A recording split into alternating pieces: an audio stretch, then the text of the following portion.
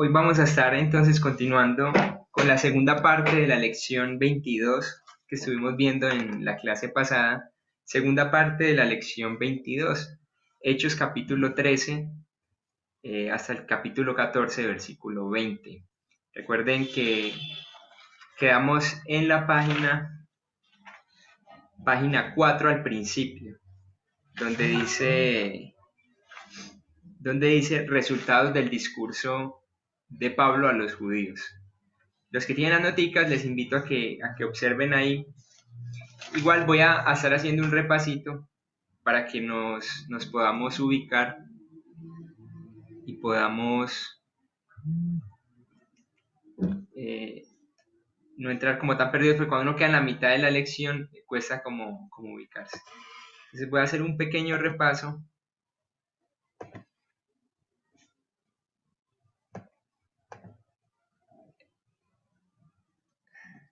Esperen yo.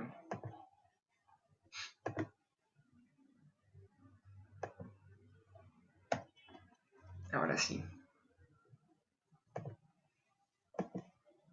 Están viendo la diapositiva, ¿cierto?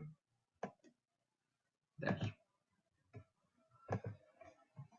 Entonces, la clase pasada dijimos que íbamos a estar tocando el primer viaje misionero, y antes de que ocurriera el primer viaje misionero, es muy interesante porque, bueno, aquí tengo el gráfico general que hemos estado estudiando durante estas clases de Hechos. Hemos salido desde Jerusalén y ahora vamos por Asia Menor. Hemos pasado por los gentiles y ahora llegamos a esta zona, Asia Menor. Y la clase anterior observamos esta primera parte, y es el llamamiento a la obra misionera. Decíamos que antes de salir a los viajes misioneros hubo un llamamiento a esa obra como tal. Y eso lo observamos, inclusive vimos que era algo que estaba basado en la iglesia. No sé si recuerdan bien, pero ahí yo les dije, los que tengan sus notas pueden devolverse a la página 1. Y hablamos que era una iglesia compuesta por personas diversas, ¿no? De diversas culturas, diversas formas de pensar, diversas formas o trasfondos familiares. Algunos eran judíos con ciudadanía romana, como el caso de Pablo, otro era un judío de Chipre, otro era de piel morena. Y entonces vimos que lo primero que se hizo fue, en la iglesia de Antioquía, se toman varias personas. ¿Quién las escoge? Bueno, es un llamado por parte del Espíritu Santo. El Espíritu Santo es el que hace llamado. No sé si recuerdan el versículo cuando dice, dijo el Espíritu Santo, apartadme a Bernabé y a Saulo para la obra a la que los he llamado. Estoy haciendo un resumen, no estamos viendo como tal a la clase pasada, sino es un resumen para que se ubiquen. Entonces, vamos a comenzar con el primer viaje misionero. Antes del primer viaje misionero se da un llamamiento a la obra misionera, y entonces se encomiendan a dos personas. Una es a Pablo y otra es a Bernabé. ¿Quién hizo esto? El Espíritu Santo. Van conmigo hasta ahí, ¿no? Ah, teníamos un puntico que quería poner ahí en la pantalla, los que el Espíritu llama, y dice, Dios escoge de entre el liderazgo. Dios escoge a quienes están sirviendo en la iglesia. Versículo 2 de ese capítulo dice, ministrando estos al Señor. Y luego Dios habla cuando le están buscando con intención. Y en ese pasaje habla que ellos ayunaban y oraban, ¿no? Estoy en el capítulo 13. Ahora bien, llega el primer viaje misionero. Esto lo arrancamos, lo comenzamos la clase pasada, que está desde el capítulo 13, versículo 4. Dijimos que el primer viaje misionero que usted va a encontrar en el libro de Hechos se divide en tres etapas. Primero Chipre, luego Antioquía de Pisidia y luego Iconio y Listra. La clase pasada vimos Chipre, vimos Antioquía de Pisidia, parte de ello, porque nos faltó finalizar, y hoy vamos a estar en Iconio y Listra. Esto fue el primer viaje misionero. Chipre, y si les muestro el mapa, pues como para que nos vamos ubicando, estamos le voy a subrayar acá. Estamos acá en Antioquía, ¿sí o no? Miren que les señalé. Estamos en Antioquía y entonces de ahí ellos van a salir a la isla de Chipre. Miren acá se lo estoy señalando, isla de Chipre. ¿Qué pasa en la isla de Chipre? Es muy interesante que ellos llegan a este lugar que se llama Salamina, que es esta partecita de acá. De ahí van a saltar hasta Pafos, van a atravesar la isla. Recuerden varias cosas. Una es que ellos llegaron a las sinagogas y la otra que hacíamos la pregunta ¿y por qué ir a Chipre, no? ¿Por qué razón ellos irían a Chipre? ¿Quién se acuerda más o menos de la respuesta? Buenas noches, porque creo que Pablo era el que vivía en Chipre, era de Chipre. ¿Seguro? Ah, no, no, no. Pues, o Pablo, Bernabé, Bernabé. Bernabé. Bernabé, ajá. Gracias, Fabiancito. Sí. Chipre ahí me, era la tierra natal, ahí me eh, disculpo, qué pena. tranquilo, era la tierra natal de Bernabé. Entonces, lo que hablábamos acá era que hacer misiones no era como por arte de magia, "Ah, vamos a ir a tal lugar así random", sino que realmente tenía un propósito y en cierto modo tenía ese factor humano donde ellos decían, bueno, vamos primero a este lugar donde hay contactos. Veíamos que ellos llegaban a un lugar conocido, en el caso de Bernabé, y veíamos que llegaban a las sinagogas. Era la forma de ellos llegar y eso vamos a estar hablando más hoy acá. Dice, y llegados a Salamina, anunciaban la palabra de Dios, que esto fue lo que dijimos que era importante. ¿Dónde queda Salamina? Bueno, acá se los muestro otra vez. Salamina queda aquí abajito, la primer parte de la isla, de derecha a izquierda. Entonces iban y anunciaban la palabra y recuerden el lugar, en las sinagogas de los judíos. Ellos no es que llegaran así random, sino que iban a las sinagogas y ahí comenzaban a compartir. Luego saltamos a Antioquía de Pisidia. Este Antioquía es diferente a la Antioquía de la iglesia que los está enviando. Ojo ahí, ese Antioquía es diferente a la iglesia de donde está localizada la iglesia que los que estaría enviando a estas dos personas. Esta Antioquía queda exactamente aquí donde les señalé. Miren lo que dice el versículo, habiendo zarpado de Pafos, o sea que de acá, Pablo y sus compañeros arribaron a Pergue de Panfilia. Entonces aquí está Perga, ¿no? De allí, pasando de Pergue, llegaron a Antioquía de Pisidia, dice el versículo 13, que sería exactamente en este puntico. Antioquía de Pisidia. Y entraron en la sinagoga un día de reposo. Interesante, ¿a dónde entraron? ¿A dónde fueron inicialmente? Bueno, a la sinagoga judía.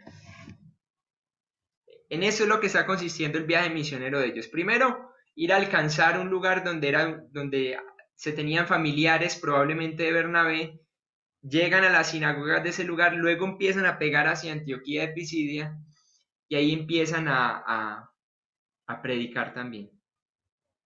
Ahora, en ese lugar se da un discurso de Pablo a los judíos. Y eso está en el capítulo 13, versículo 16 al 41. Y se da el primer discurso de Pablo en el libro de Hechos. Recuerden que todo esto es repaso, ¿no? Este sermón fue muy semejante al de Esteban. ¿Por qué? Porque relata la historia de Israel. ¿Sí o no? También fue semejante al de Pedro porque finalmente enfoca a Jesús y este pasaje nos da unos conceptos teológicos claves.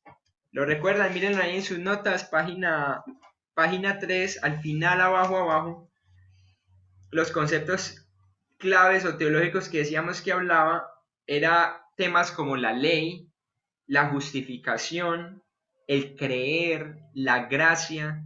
Entonces empieza a introducirse esos términos que de una u otra forma tendrían un peso teológico y que serían diferentes de una u otra forma al judaísmo o a lo que enseñaba el judaísmo. Por ejemplo, la gracia. Ahora, aquí quedamos la clase pasada. ¿Qué resultados trajo este discurso? Pregunto, ¿dónde se está dando este discurso? A ver si están prestando atención.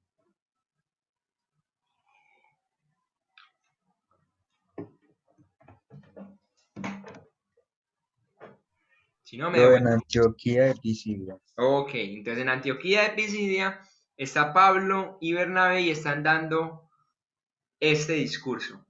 Pablo comienza relatando la historia de Israel, enfoca a Jesús e introduce unos conceptos teológicos claves. Ahora, ¿qué resultados trae esto? Bueno, hay un resultado positivo y es que dice que muchos de los judíos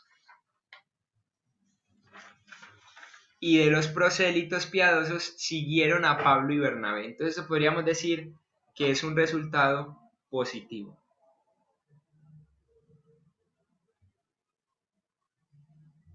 Muchos de los judíos empezaron a seguir a Pablo y a Bernabé. Ahora, inclusive los prosélitos.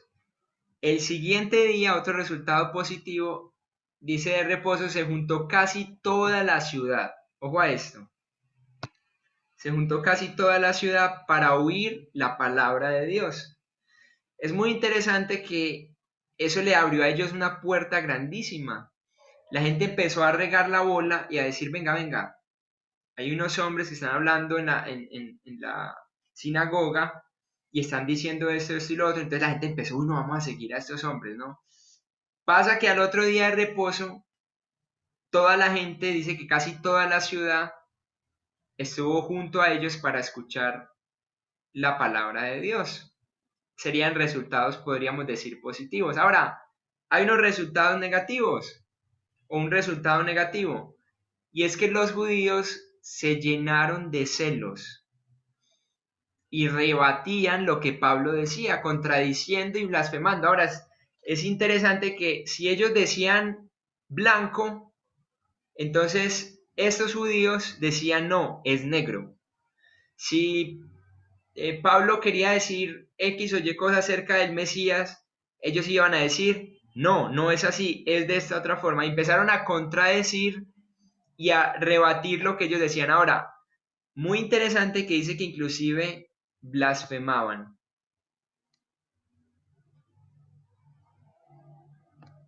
Inclusive blasfemaban, ¿no? Y se me hace interesante, ¿no? Blasfemar tiene un peso más profundo, ¿no?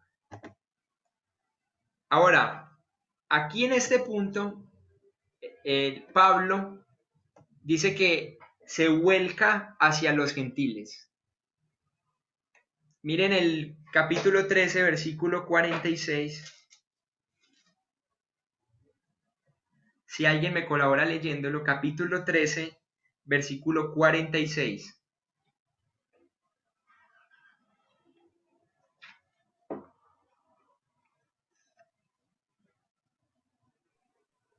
Hermano, Adelante.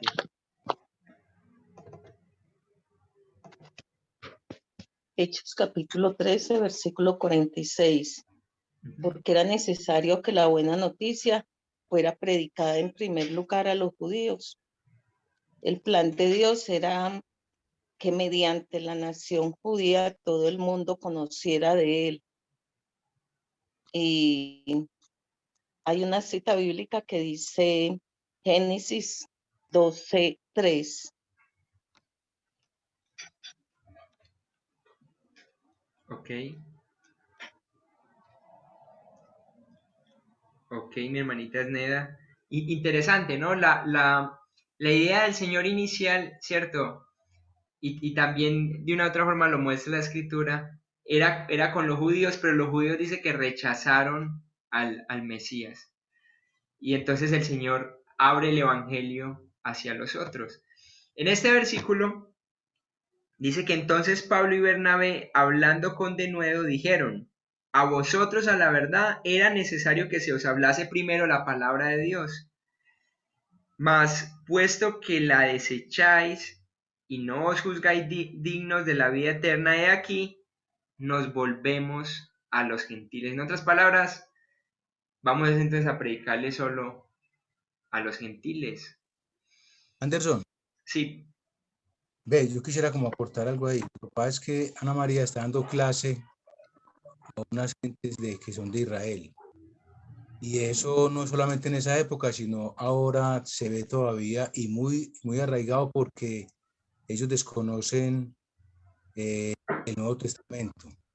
Pues ella ha hablado con con esas personas y directamente dicen que no aceptan pues como el tema de Jesús. Entonces, vea que eso es muy profundo lo que usted decía, porque allá ellos empezaron a darle la espalda completamente y todavía se da lo mismo. Entonces, sí. qué cosa tan tremenda esa. Al día de hoy ellos nunca reconocieron a Jesús como el Mesías. Y sabe, para ser salvo, ¿qué es necesario? Es reconocer que ese hombre Jesús, el carpintero, el hijo de María, eh, de Nazaret, es el Salvador del mundo. Y eso es lo que nos hace salvos a nosotros, que nosotros creemos por testimonio de los apóstoles y por el poder obviamente del Espíritu Santo que Jesús es el Mesías. Entonces Pablo dice, ¿saben qué? Yo me voy de aquí, inclusive si ustedes miran el versículo 51, dice ellos, entonces sacudiendo contra ellos el polvo de sus pies, llegaron a Iconio. Y ya vamos para allá. Pero los judíos, miren esto, pero los judíos levantaron persecución contra Pablo y Bernabé. Ahora, aquí hay varias cosas interesantes. Una, ¿quiénes lo están haciendo? Bueno, los judíos, ¿cierto? Los gentiles no hacían eso, o por lo menos hasta ahora no lo habían hecho. Luego dice que levantaron persecución. ¿Cómo así que levantaron? Bueno, entre ellos empezaron a organizar gente y a decir, venga, venga, vamos a matar a esta gente, vamos a perseguirlos, para que dejen de hablar lo que están hablando. Imagínense en el peso del mensaje del Evangelio. Esto nos demuestra que las palabras de ellos no eran como, Jesús murió por usted, atrévase a vivir para él. O no, eran palabras con un peso espiritual que les generaba ese tipo de reacción. Persecución contra Pablo y Bernabé. Perseguirlos para matarlos. No sé si recuerdan por allá en el capítulo 9, versículo 16, el Señor Jesús mismo le dice a Pablo, le dice, yo le voy a demostrar cuán necesario le es padecer por mi nombre. Y aquí se empieza a cumplir eso, ¿no? Padecer, y eso es una frase bien interesante, y es padecer por mi nombre. Padecer por el Señor Jesucristo. Ahora bien, ese es el versículo 50, pero el capítulo 13 cierra con un versículo de alto significado o demasiado profundo. Y es este, y los discípulos estaban llenos de gozo y del Espíritu Santo. Puede pasar cualquier cosa, en cierto modo lo que Lucas dice aquí, esos nos estaban persiguiendo para matarnos, estaban persiguiendo a Pablo para matarlo y a Bernabé. Mucha gente creía, otros se oponían, pero saben que los discípulos como tal estaban llenos de gozo y del Espíritu Santo. Aquí uno empieza a entender, quizás no se nos está queriendo enseñar eso, como un principio teológico, por decirlo así, pero entiende uno que el gozo que uno observaba en estas personas y la llenura del Espíritu Santo iba un poco más allá de las circunstancias físicas de seguridad que ellos pudieran estar experimentando. Para nosotros, un sinónimo de tener gozo o para tener gozo significa que estamos en el mayor estado de comodidad. Para estas personas, nuestros hermanos de la iglesia primitiva, era todo lo contrario. Experimentaban gozo cuando había persecución, cuando había sufrimiento. Ahora avanzamos hacia Iconio y Listra. Si ustedes miran, esta es la tercera etapa, parte de nuestro primer viaje misionero. Comenzamos en Chipre, vayan al mapa, estamos en Jerusalén, saltamos a Chipre, la islita pequeña ahí abajo, se cruza toda la isla, vamos hacia arriba, hacia el norte, Antioquía de Pisidia, y ahora nos vamos a encontrar en Iconio y Listra. Entonces acá el enfoque ya no va a ser tanto los judíos, van a ser los gentiles, los etnos. Y nos encontramos en Iconio. Si alguien me colabora leyendo capítulo 14, versículo 1 al 7 de su libro de Hechos.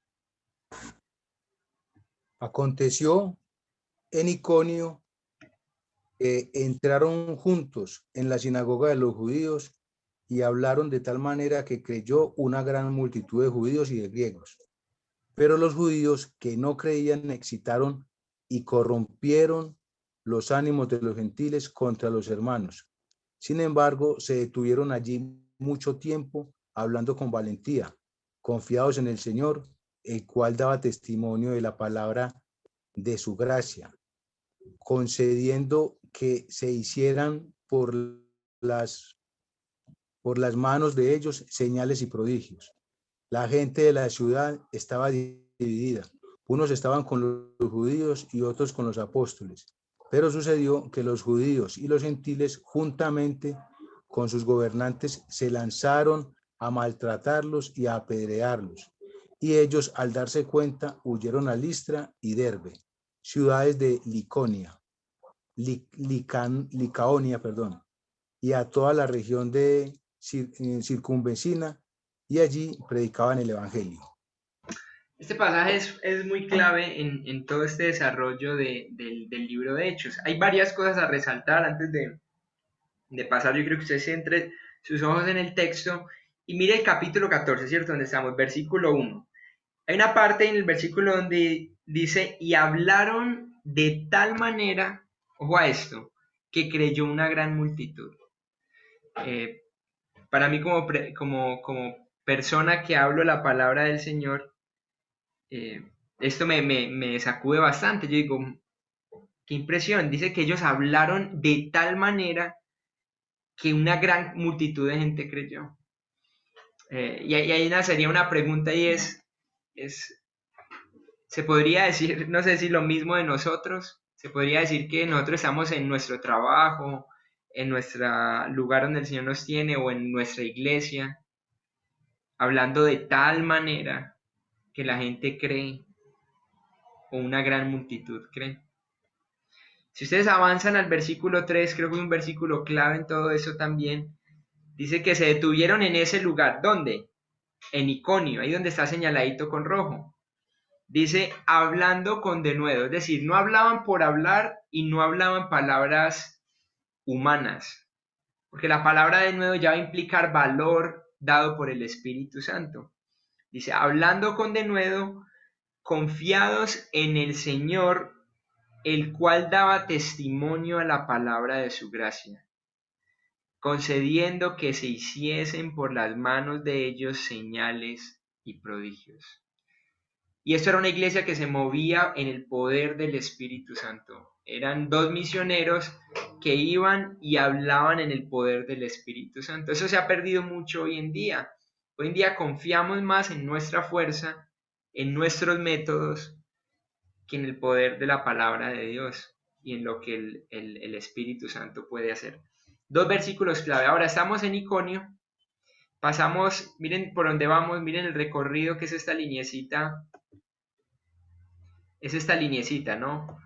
Antioquía, y se viene la lineecita, Salamina, Chipre, Pafos, llegan a Perga, de ahí saltan a Antioquía de Pisidia, luego vienen a Iconio. ¿Listo? No está difícil. Ahora, ¿qué sucede ahí en Iconio? Bueno, la predicación, versículo 1, ¿cierto? Dice que hablaron de tal manera que creyó una gran multitud. ¿Qué pasó a continuación? Dice que la gente creyó, hubieron conversiones, en el mismo versículo 1, Luego aparece persecución, versículo 5, y finalmente huyeron. Y esos son 4 puntos bien interesantes. Se predica la palabra con denuedo, unas personas creen, otros no, pero levantan persecución. Y entonces los discípulos, en este caso Pablo y Bernabé, tienen que huir. Les toca irse de ahí.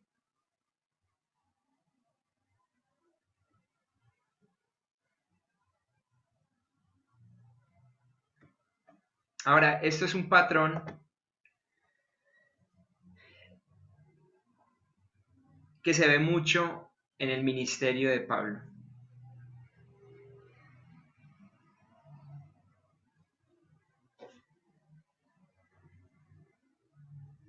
Ahí está como mal redactado. Pero es un patrón que se ve mucho en el ministerio de Pablo. Se predica, la gente se convierte, otros lo persiguen y él sale huyendo. Se va a ver en esos viajes misioneros. Entonces es un patrón que se ve mucho en el ministerio de Pablo.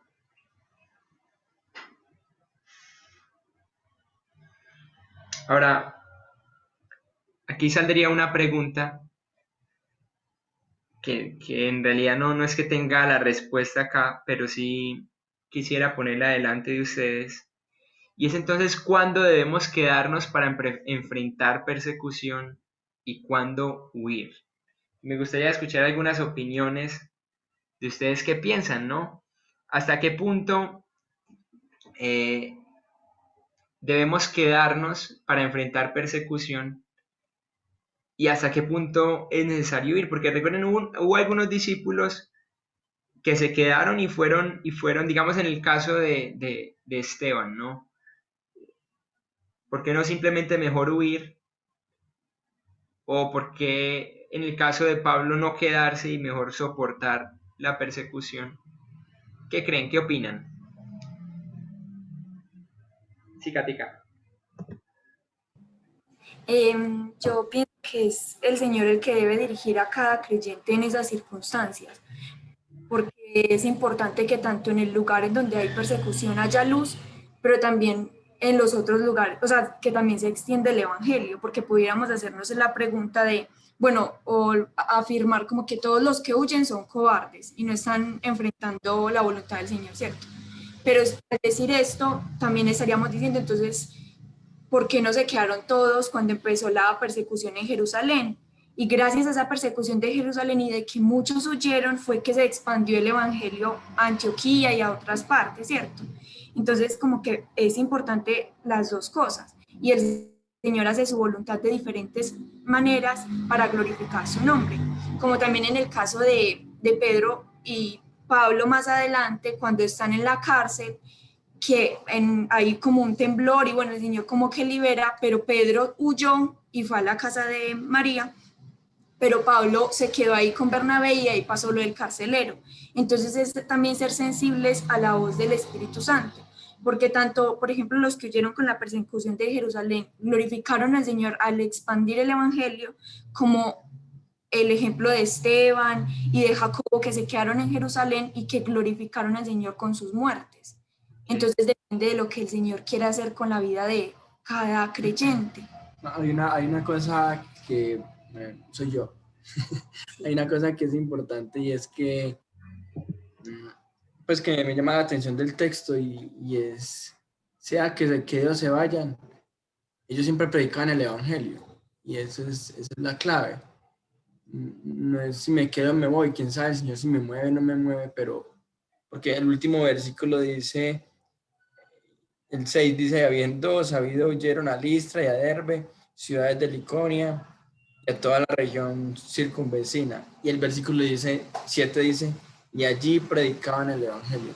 Entonces, no importaba si los que se quedaban predicando el Evangelio, los que se iban a predicar el Evangelio. Es como el punto que digo que debe resaltar. Miren que es un versículo fácil de aprender. Hechos 14:7. y allí predicaban el evangelio. Y es un versículo brutal, ¿no? Allí predicaban el evangelio y sería algo que nosotros podemos hacer, y allí predicaban el evangelio. Y llegamos allí predicaban el evangelio. Es un buen versículo para aprender y acabo de ver que es cortico, ¿no? Y allí predicaban el evangelio. Gracias muchachos por los aportes. Si no hay una regla que uno pudiera decir, no, uno huye cuando esto, uno se queda cuando esto. Yo creo que va muy de la mano al proceso específico que Dios lleva en cada vida y a la guía del Espíritu Santo en X o Y situación o circunstancia. Y eso Anderson, es importante. Hola. yo aquí pensando pues como algo, yo pienso que uno no debe huir es cuando pues, lo que vos tocas, cuando debe cumplirse pues como el propósito que el Señor tiene como tal, porque uno se pone a ver también cuando el Señor estuvo aquí en la tierra, que Él también en ciertos momentos Él huía, o él les decía a muchas personas que no confesaran lo que Él hacía o sus prodigios. Pero no era porque en sí en él hubiera temor ni nada por el estilo, sino porque sencillamente él estaba cumpliendo el propósito y él si huía, él no dejaba de tener en claro cuál era su propósito y para qué había venido aquí a la tierra. Entonces, a veces huir puede también ser un acto de valentía, aunque no lo creamos. Sí, total, Víctor. Gracias por esa participación. Es muy interesante lo que vos decís porque las decisiones no eran tomadas por miedo. Y ahí sí hay algo importante a tener en cuenta y es que a ellos no, cuando salían de un lugar a otro, no porque, ay, qué miedo, qué miedo.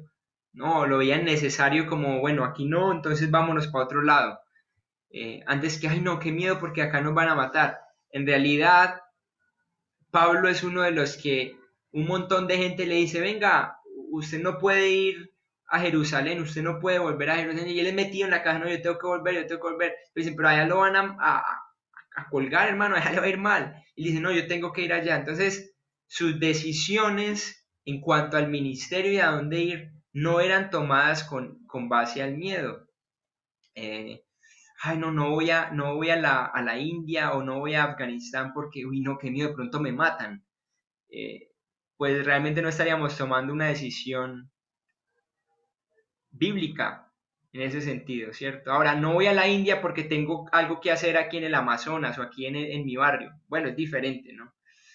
Pero tiene ese factor de que las decisiones las tomaban era por el poder del Espíritu Santo. Voy a avanzar un poco. Aquí encontramos a Listra. Entonces saltan de Iconio y ahora vienen a Listra. Si alguien me colabora leyendo versículos 8 al 14 del capítulo 14. Yo lo leo, mi hermano. Sí. Del 8 al 14.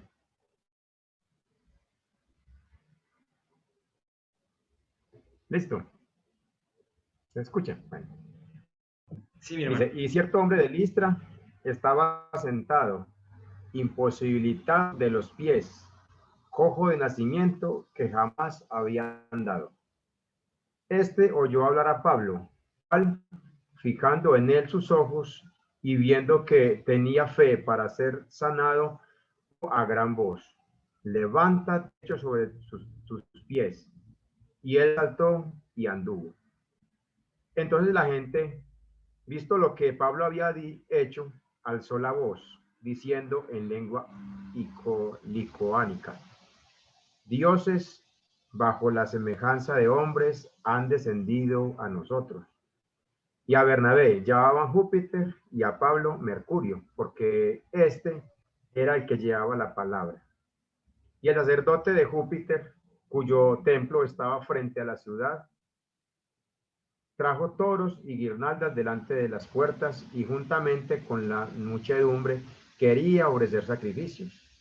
Cuando lo oyeron los apóstoles Bernabé y Pablo, rasgaron sus ropas y se lanzaron entre la multitud dando voces. ¿Hasta ahí o hasta el 17? Hasta ahí está bien, mi hermano. Gracias. Listo. Entonces, estamos ahora en Listra. Dice que ellos huyeron a este lugar.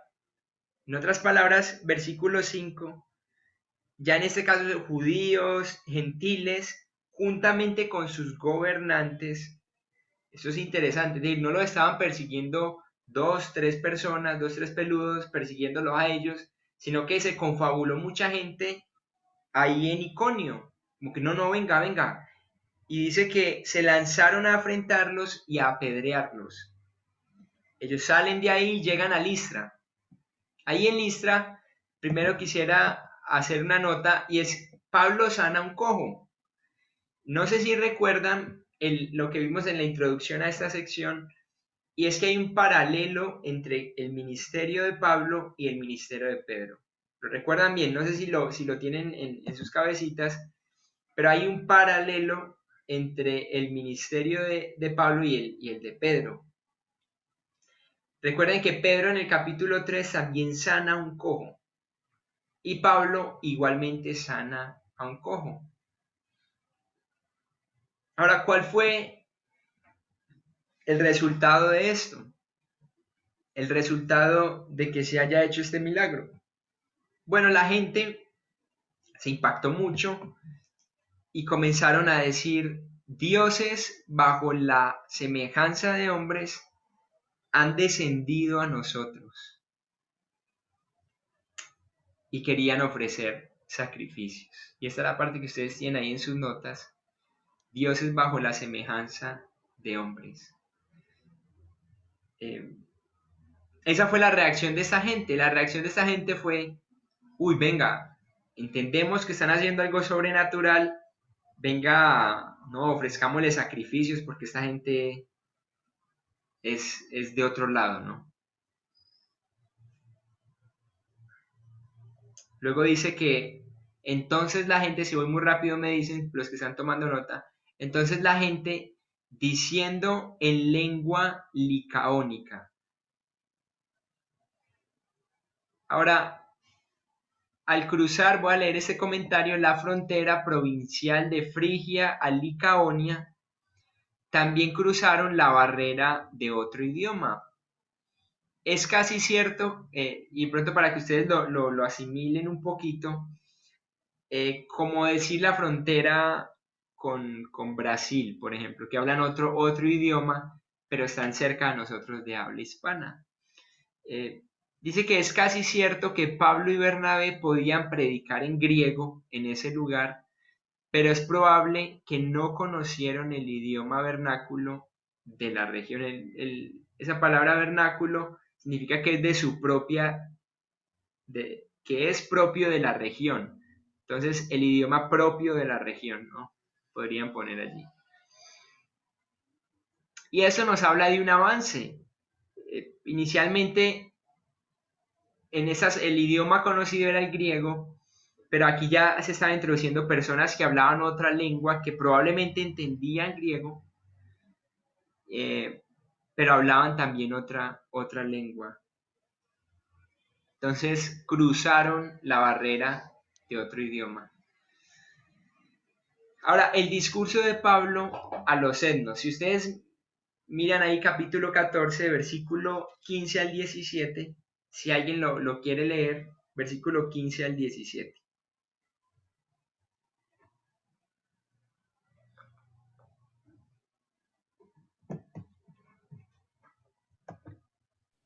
Lo voy a continuar, listo. Listo. Bueno, y Pablo diciendo, varones, ¿por qué hacéis esto? Nosotros también somos hombres semejantes a vosotros, que os anunciamos que de estas vanidades os convirtáis al Dios vivo, que hizo el cielo y la tierra, el mar y todo lo que en ellos hay. En las edades pasadas, Él ha dejado a todas las gentes andar en sus propios caminos. Si bien no se dejó a sí mismo sin testimonio, haciendo bien, dándonos lluvia del cielo y tiempos fructíferos, llenando de sustento y de alegría nuestros corazones. Acá hay algo, si ustedes comparan el discurso a los judíos que vimos hace un rato, en capítulo 3, que vimos la clase pasada, al discurso a los etnos, a los gentiles, hay una comparación interesante que podríamos hacer. Y es que el discurso de Pablo a los judíos, específicamente a los judíos, él comienza y los llama hijos de Abraham. Hijos de Abraham, los llama hijos de Abraham. Los que teman a Dios, también vuelve a mencionar. Entonces, hijos de Abraham y luego los que teman a Dios. Es muy interesante eso en el primer discurso en el discurso de Pablo a los judíos. Luego relata la historia de Israel. Entonces él les reconoce, ustedes son hijos de Abraham, luego les va a relatar toda la historia de Israel. Luego va a hablar de la muerte y resurrección de Jesús. Y finalmente en todo eso también va a hacer una cita, o va a citar el Antiguo Testamento. Miren lo interesante, y es que a los judíos, él les va con términos que los judíos iban a entender. Ahora bien, ¿qué decir de los etnos o esas personas que hablaban en lengua licaónica, que eran gentiles? Él comienza diciéndoles, ¿saben que nosotros somos hombres semejantes a ustedes? Se va a identificar, Pablo y Bernabé se van a identificar ante ellos como, miren, nosotros somos igualitos a ustedes. Vean, no hay nada de diferencia. Luego, les dice, es necesario convertirse al Dios vivo de su idolatría, ¿no? Salir de su idolatría y convertirse al Dios vivo. Aquí no va a mencionar al Dios de Abraham, no va a relatar la historia del pueblo de Israel. Acá simplemente les va a decir, miren, conviértanse al Dios vivo de su idolatría. Luego va a apelar a algo que lo vemos en Romanos y lo hemos visto, a la revelación general. La revelación general. Van tomando nota.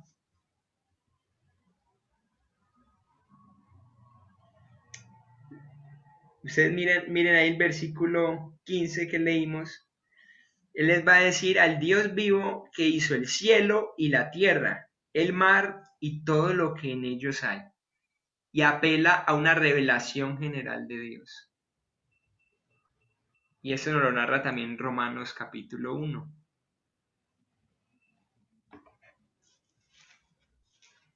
Que va a ser el mismo Pablo, ¿no?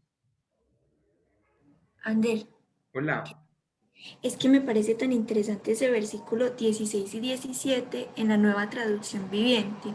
Dice, en el pasado, Él, hablando de Dios, permitió que todas las naciones siguieran su propio camino, pero nunca las dejó sin pruebas de sí mismo y de su bondad. Por ejemplo, les envía lluvia y buenas cosechas y les da alimento y corazones alegres.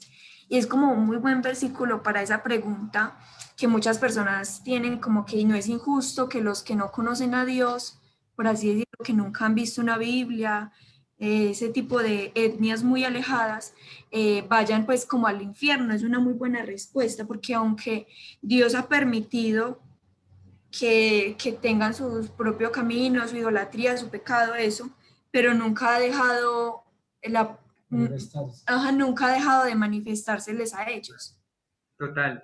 Romanos 1:20 dice claramente eso, Katica, y es interesante porque dice, porque las cosas invisibles de Él, su eterno poder y deidad, es decir, su deidad, imagínense, la deidad de Él implica Padre, Hijo y Espíritu Santo, se hacen claramente visibles, lo invisible se hace claramente visible desde la creación del mundo, dice, siendo entendidas por medio de las cosas hechas, de modo que no tienen excusa. Eso nos lo dice Romanos 1:20. Entonces, aquí Pablo está apelando a eso, a un grupo de personas que no tenía probablemente ni idea de lo que era la nación judía y no les importaba probablemente. Pero ahora él está compartiéndoles acerca de Jesús. Y luego les habla que Dios muestra paciencia para con ellos, ¿no?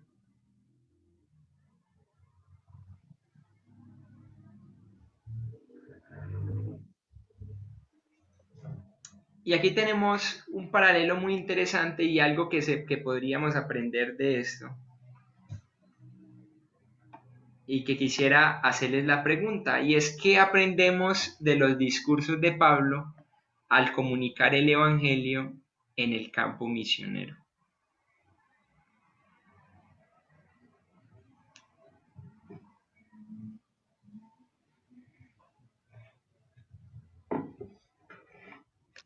¿Qué aprendemos de los discursos de Pablo al comunicar el Evangelio en el campo misionero? Sí, Katica. Que es importante, uno, conocer al público al cual se le va a predicar, ¿cierto? Conocer los judíos y, por ejemplo, en este caso, ellos conocer pues la cultura de, de este lugar al que estaban yendo. Y segundo, hablarles de acuerdo al público. Por ejemplo, a los judíos les hablaban como judíos, pero a los griegos y a los gentiles como gentiles y como tú decías ahorita, con palabras que ellos pudieran reconocer. Ok, perfecto. ¿Alguien tiene un comentario más? Sí, es lo que dice Katica, pero como para enseñanza para nosotros también es bien importante el medio en que nos movemos, ¿no? Hay diferentes tipos de personas, ¿no? Diferentes tipos de personas y tenemos que tener en cuenta a quiénes le hablamos, cómo le hablamos, si son personitas que de pronto no han tenido estudio, humildes y que no llegarles con términos que no nos van a entender, sino de como lo hacía el Señor Jesucristo, de una forma muy sencilla, muy práctica, que sea bien comprendido el Evangelio. Sí, dependiendo, nos deja esa enseñanza de que seamos cuidadosos en cuando vamos a predicar el Evangelio a este tipo a las personas, ¿no? Muy interesante, gracias, Pa. Y es que es necesario contextualizar el mensaje. Comenzar con lo conocido, en este caso los judíos con el Antiguo Testamento. Pablo llega y dice, voy a compartirle en la sinagoga, voy a compartirle a un grupo de judíos, y él comienza con lo conocido para ellos. Y de ahí se va resbalando y les comparte el Evangelio de Cristo. Ahora, los gentiles con la creación, ¿no? Que apunta a Dios. ¿Qué era lo conocido para los gentiles? Bueno, hay un cielo, una tierra, un mar, y a partir de ahí les lleva el Evangelio. Entonces, es necesario contextualizar el Evangelio. Y a veces perdemos ese principio nosotros a la hora de compartir y de pronto llegamos a un señor del campo y le empezamos a hablar sobre yo qué sé, el aminelialismo, yo que ni sé cómo decirlo yo, o sobre la propiciación, aunque son términos que la idea es que ellos lleguen a entender y a comprender, pero el mensaje es sencillo para un campesino. Usted ve una semilla, la semilla tiene que morir para dar fruto. Bueno, eso es lo que hizo Jesús. Murió y dio fruto. Y el mensaje debe ser contextualizado de una u otra forma a las personas que nos rodean. No, eso es lo que aprendemos de este tipo de pasajes. Eso es lo que aprendíamos del Señor Jesucristo también cuando le hablaba a los pescadores. Les dice, a Pedro le dice, yo para ustedes tengo un llamado especial. Y él no les dice, venga, yo los voy a invitar a que ustedes evangelicen conmigo, a que ustedes conviertan gente. No les dice, venga, yo quiero que ustedes sean pescadores de hombres. Entonces contextualiza y va al corazón de ellos a través de la contextualización, de conociendo lo que ellos son y lo que ellos eran. Y el Señor Jesús lo hizo todo el tiempo, y al igual los discípulos lo van a hacer cuando enseñan, y es contextualizar el mensaje. No cambia el mensaje es el mismo, pero probablemente la forma de entregarlo va a ser diferente. No es lo mismo darle un mensaje a un niño de 3 años, 4 años, 5 años, a usted darle un mensaje a un ancianito que está en los últimos días de su vida. Ahora, versículo 19, capítulo 14, versículo 19, dice que vinieron unos judíos de Antioquía y de Iconio. Espero que estén ubicados en las posiciones. Antioquía, ¿está hablando de cuál Antioquía? ¿Quién se anima? ¿Del de Pisidia o de la iglesia donde los habían enviado? Pisidia. Ok, por contexto general, usted se va a dar cuenta que se refiere a la Antioquía de Pisidia y de Iconio. Ellos están en Listra, pero dice que unos judíos desde allá vinieron, unos judíos de Antioquía y de Iconio, que persuadieron a la multitud y habiendo, ojo a esto, a mí esto me impacta mucho, esta palabra, apedrearon, y habiendo apedreado a Pablo, le arrastraron fuera de la ciudad, pensando que estaba muerto. No sé si esto suene o se vaya a ver muy crudo en cierto modo, pero imagínense la primer piedra que le tiran de lejos y se la pegan. Entonces él probablemente hace, cierto, porque es la reacción natural del cuerpo, pero entonces el primero que lanza la piedra, entonces los otros dicen como sí, tirémosle piedra a ese men, y empiezan a llenarlo de piedras, a buscar piedras por ahí para empezar a tirarle y él agacharse, y la gente a tirarle piedras al apóstol Pablo. Y van y buscan más piedras y le tiran y se junta más gente y empieza más gente a tirarle. ¿Por qué sería la pregunta? ¿Por qué tirarle piedras? Porque estaba dando un mensaje verdadero, verídico, que transformaba y trastornaba el mundo entero. Le empiezan a dar tanta piedra, imagino que llega al punto, según esto, porque dice que pensaron que estaba muerto, entonces llega al punto donde el mismo Pablo queda inconsciente, la cantidad de piedras que le habían tirado, cuántas le habrían pegado en la cabeza, cuántas le habrían pegado yo qué sé, en la cara como tal, hasta el punto que Pablo cae en el suelo y probablemente queda inconsciente y su cuerpo queda inmóvil, como muerto. Y ustedes mirarán a Pablo allí, el gran apóstol Pablo, un hijo de Dios. No pierdan eso de la cabeza. Un hijo de Dios siendo apedreado. No se asuste cuando a usted también venga lo mismo, o algo parecido, o algo inclusive menor, a ser apedreado por personas que escuchan el Evangelio por parte de usted.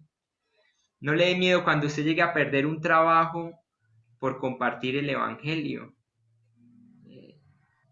Al menos dese por bien servido que no lo apedrearon y no lo dejaron a punto de morir. Lo tiran afuera, la gente dice, no, este ya está muerto, por unos judíos que lo perseguían. Ahora, al día siguiente, dice que salió con Bernabé para Derbe. Eso está en el versículo, si ustedes miran, versículo 14, 19...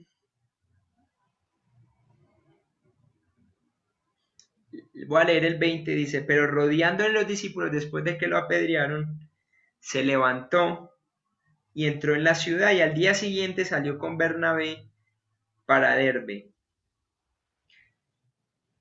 Y es impactante el dolor, yo no sé, físico que él está sintiendo. La excusa para nosotros no ir y continuar la obra misionera sería el dolor. Yo le soy sincero, yo uno de estos estudios no los di una vez porque tenía daño de estómago y me sentía súper mal físicamente. Mi excusa para no compartirles el evangelio fue que tenía dolor de barriga y tenía malestar en el cuerpo. Y yo aquí de la facilidad de mi casa, ¿no? Simplemente con el computador y si me van a ir al baño, y hermanos, perdón un momentico, y salir, ir y volver, ¿no? Y sentarme acá y seguir enseñando. Pero para alguien como Pablo o gente que realmente tenía claro lo que estaba haciendo, el dolor, porque es que a mí una vez me pegaron una pedrada por acá entre las 100. Me acuerdo que me dio tan duro y al otro día era ese dolor acá que yo no lo soportaba. Pero a él lo habían apedreado hasta el punto de creer que estaba muerto. Entonces su cabeza, su cuerpo probablemente estaba lleno de moretones, de dolor físico. Pero dice que al día siguiente salió con Bernabé y siguieron camino para Derbe. Ya estaríamos en este lugar, Derbe.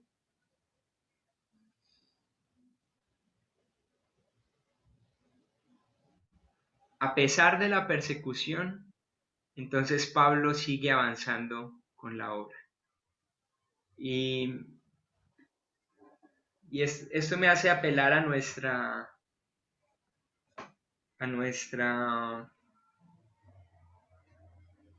flojera en el ministerio, a nuestra,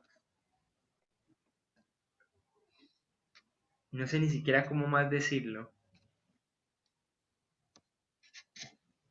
pero a lo débiles que somos a la hora de darle la cara al ministerio que se nos ha sido entregado. Este hombre estaba en persecución, pero seguía avanzando, porque entendía que el plan para el que había sido llamado era superior y era digno de todo su esfuerzo, de toda su vida. Entonces, a pesar de la persecución, Pablo sigue hacia la meta. Ahora quisiera cerrar esta primer viaje misionero recordando lo que hemos visto y aprendiendo de este primer viaje misionero. ¿Qué podríamos nosotros aprender de este primer viaje misionero? Y lo primero es el llamado al ministerio. Recuerden, dijo el Espíritu Santo, apartadme. Entonces hay un sentir del individuo puesto por el Espíritu Santo y posteriormente hay una confirmación por parte de la iglesia. Dice que le impusieron las manos y los despidieron. Un llamado al ministerio, eso es lo que vimos en la clase pasada. Dijo el Espíritu Santo, venga, apártenme a esta persona. Y hubo un sentir del individuo y luego una confirmación de la iglesia. Les voy a dejar ahí para que copien porque sé que tienen que copiar bastantico.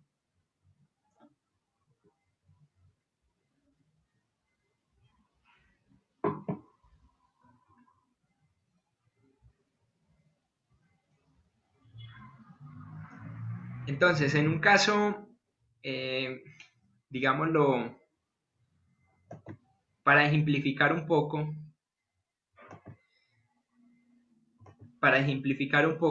si alguien está en la iglesia y uno le dice, venga, usted sea el que haga esto y lo otro, pero si la persona no ha tenido un sentir confirmado por el Espíritu Santo,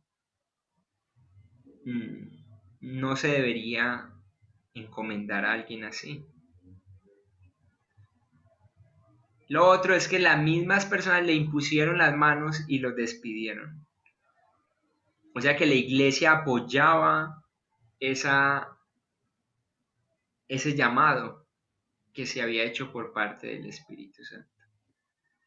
Ellos le impusieron las manos y oraron por ello. Ahora hay algo más y es comenzando el ministerio. Dice que de allí navegaron a Chipre, la tierra natal de Bernabé. Entraron en la sinagoga un día de reposo. Y esto sería algo que nosotros en misiones conocemos como utilizar puentes. Puentes. Un puente nos va a permitir ir de un lugar al otro, básico, ¿cierto? ¿Qué usó Bernabé? Bueno, ir a su tierra natal. ¿Qué usaban mientras se movían entre estos pueblos, entre estos lugares? Usaban las sinagogas. ¿Por qué? Porque las sinagogas ya estaban establecidas y las sinagogas contaban con un número de personas que asistía allí. Entonces ellos usaron esto. Si la iglesia hoy día fuera a hacer misiones, la iglesia de Bello, podríamos pensar en la familia de un inconverso, perdón, en la familia de uno de ellos que es inconverso o gente que esté en otra ciudad o en un lugar difícil de llegar con el evangelio, pero que ya haya un puente, que ya haya un contacto. No es ir, pues, no, vámonos ya para Leticia, y a Leticia, y entonces, a Leticia, sí. No, la idea es que haya ya un puente realizado. Entraron luego en la sinagoga un día de reposo estas personas, entonces, bueno, ¿qué contacto? Una iglesia local establecida ya, listo, vamos. Y es formas de comenzar el ministerio, utilizar puentes. Predicando el mensaje.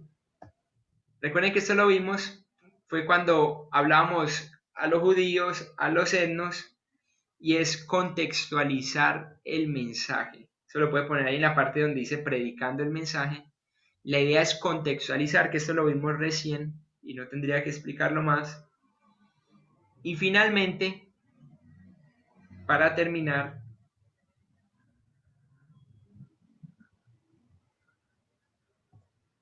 compartiendo el evangelio en el lugar donde estamos. Recuerden, el procónsul Sergio dice que deseaba oír la palabra de Dios. Luego aparece Elimas el mago y dice que les resistía. Miren dos palabras acá claves, si usted puede subrayarlas ahí en sus notas: resistía, y la otra es que el procónsul deseaba. En todo lugar, queridos, en su trabajo, donde usted quiera, usted se va a encontrar con gente que va a desear oír la palabra de Dios, pero también se va a encontrar con gente que va a resistir que usted exponga la palabra de Dios. Siempre se va a encontrar con esto. Ahora, ¿qué hacer ante eso? Bueno, explicar a los de corazón dispuesto y reprender a los que estorban.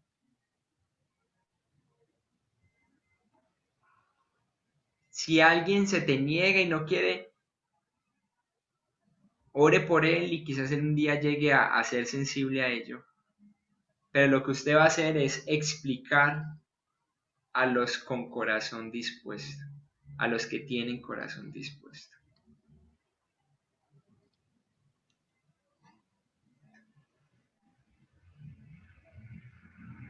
Ander, perdón, ¿podrías mostrarme la diapositiva anterior en donde dice predicando el mensaje? Qué pena. ¿Cuál, Katica? Esta. La que hice a los judíos. Sí. Contextualizar el mensaje. Solo está a los judíos, Solamente dice. a los etnos, y solo sería poner contextualizar el mensaje. Listo, qué pena, gracias. Y entonces finalizaríamos así esta sección, esta lección, dándoles ánimo para que podamos aplicar estos principios. Predíquele al que esté dispuesto. Si a alguien se le opone en resistencia, no importa, vaya a los que están dispuestos. Utilice puentes para llegar a ellos. Y no tema, y no seamos negligentes, o como más lo digo, a la hora de darlo todo por el Evangelio. El caso aquí, claro, es el de Pablo siendo apedreado. A mí ese caso me abruma. Siendo apedreado con dolor en su cuerpo, y se paró y al otro día fue y continuó su obra como si nada hubiera pasado. Y cuánta debilidad hay en nosotros muchas veces con este tema de hacer la obra misionera. Se nos presenta un pequeño inconveniente, parece una bobadita de nada, y nos desenfocamos y perdemos la noción de que hemos sido llamados para una misión grande, que es que el perdido conozca al Señor. Y eso es lo tremendo de esto. Cualquier cosita aparece y ya descartamos. En cambio, tenemos un ejemplo precioso de la vida de Pablo, apedreado, puesto casi a muerte, pero seguía adelante en la obra misionera. Sin más, quisiera orar para terminar este tiempo.